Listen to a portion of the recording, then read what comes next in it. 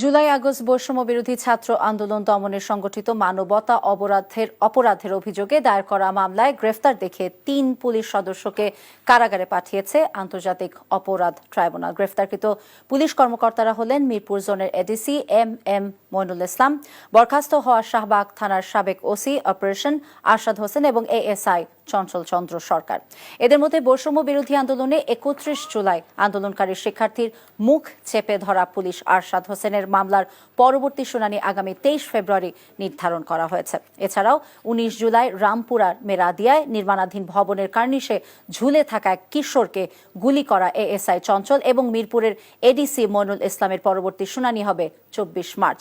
প্রসিকিউশনের করা গ্রেফতার আবেদনের উপর শুনানি নিয়ে মঙ্গলবার আন্তর্জাতিক অপরাধ ট্রাইব্যুনাল এই আদেশ দেন।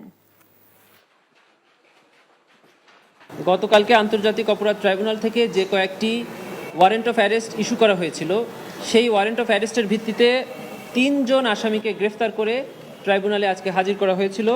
একজন হলো ২৩/২/২০২৫ আর বাকি দুইটা হলো ২৪/৩/২০২৫।